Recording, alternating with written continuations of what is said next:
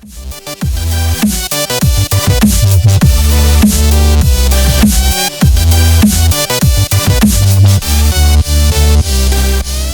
there guys, this is Jordan in the Know, and what I want to do is give you guys a review of one of the more popular accessories for a lot of phones, and that's the Slim Armor series. Now, my case in specific is for the Galaxy Note 3, so I'm going to review that. Now, what I don't want to do is give the company a lot of praises and give you guys a misconception of how I actually feel about the device, and I'm going to give you guys my most honest review of the device. So what I first want to start with is the packaging. Now this packaging, it ships in a clear plastic, and when you actually receive it, it sort of, showcases the device, and that's fine, but when opening it, it's fairly easy to open, and looking around, what you're going to see is a lot of slogans, and the slogan is quote-unquote something you want. Now, going past the slogan, what you're going to also see is a little card, like a little certificate, and what this does is it has your serial number on it. Now, to a lot of people who care about the official things, this is going to be good for them, because what you can do is take this serial card, or this serial number, and you can go onto the website that they provided for you, and you can input the code, and you can verify whether your case is official or not. Next is something that a lot of people care about to a degree, and that's installation. And installation was fairly easy. Putting your phone in the volume side, well, the volume buttons in first, seemed to be the easiest way to do it. Looking around at all your ports, the S Pen was easy to grab as long as you caught it with your nail, and the USB 3.0 cable could still be plugged in easily, no problem. But the headphone jack did have some issues connecting with larger cables, which would be most studio headphones and auxiliary cables. So the case itself provides a lot more protection than a lot of cases out there, while at the same time remaining very slim. So this case has a two-tone design with black rubber and white plastic that feels almost identical to the slippery plastic on the Galaxy S4. On the inside you have a web design, and on the sides you have protruding rubber for the button placements.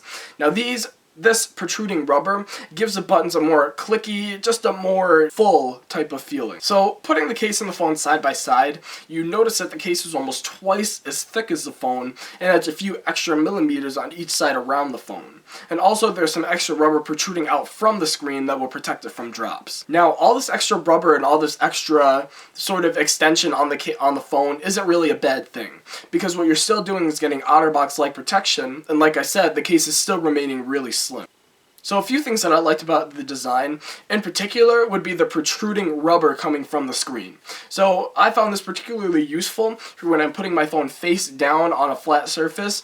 It gives me sort of a secure feeling knowing that when I put my phone face down, no debris on the table is going to scratch my screen or anything like that. And one quirky thing about the design, Spigen decided to place 4 rubber stoppers on each corner of the device so that when you lay your phone flat on a table, it'll keep the plastic from getting scratched up from any debris. So the entire feeling, the entire lifestyle living with this case is where I get a lot of mixed feelings. With the prior case I had, it offered pretty decent protection, but it also kept the phone relatively slim.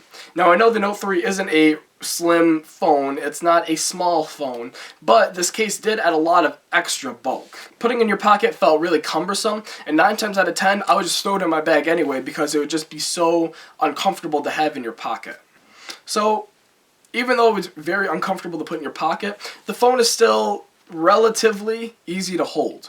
Now, one-handed use has pretty much been eliminated with this case on though, so I found myself using the phone two-handed a lot more often than not. And my initial thoughts, just having the case on the phone, and I instantly appreciated the faux leather bag a lot more, just because holding the phone and just looking at the phone with the case on, it just seems like just an endless slab of just plastic. But all in all, this case is a really nice case, even though, like I said, it's extremely bulky. Now, I got my case on Amazon, and the price fluctuates very often. So you can find this case for about $30 on Amazon, and that's the normal price. But because it fluctuates often, sometimes it goes all the way down from $10 to $15. Now, I got mine for $12, and for me, $12 is a really nice price for this case. But this entirely wraps up my review on the Spigen Slim Armor case. I really hope that you enjoyed my review, but furthermore and most importantly, I hope that you guys had a really good feel of what it would be like to have this case on your phone. So this has been Jordan in the Know, and thank you for watching.